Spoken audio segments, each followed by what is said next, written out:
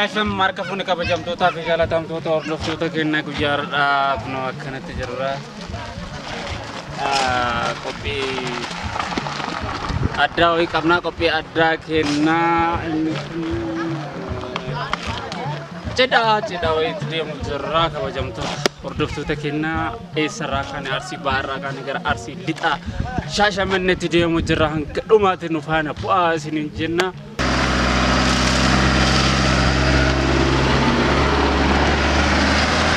Jamtoota fi jaalatamtoota hordoftoota keenya kunoo Shaashamannee galle jirra duratti akkuma waadaa isinii galle gara Shaashamannee deemaa jirra jennee turre amma immoo magaalaa Shaashamannee seenaa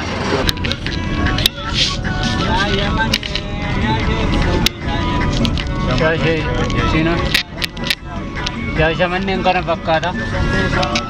Shaashamannee jirra amma kunoo Shaashamannee geennee jirra. Magaalaa Shaashamannee akkana jirti.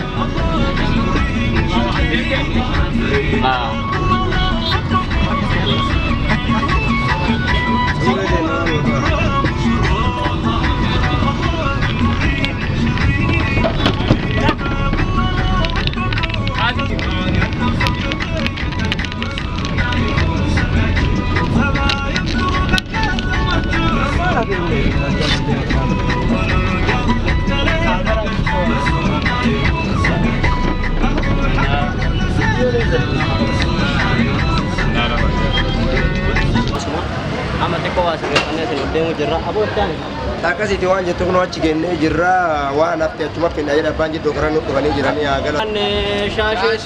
Asman subscribe gocha, onte show orang subscribe goch. Istiq kata aja dah.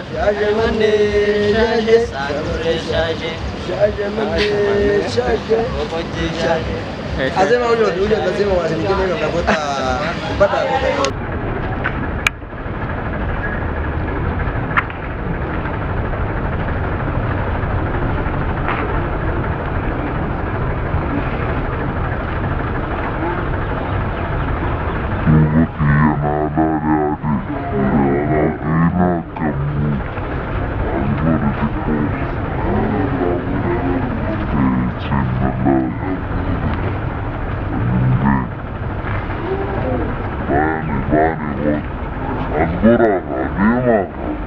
Acamar kabune kabajamtoota fi jaalatamtoota hordoftoota keenya kunoo Shaashamannee jirra warri gosa akkana nu yaa'ee nu affeeree nyaatu jirra la dhuma warra sarbiin ga'e kanaafuu agarubbaa keessummoonni akkanatti nu affeeranii nyaatu jirra agarummaatti nu baadhataa aanillee nyaatu jirra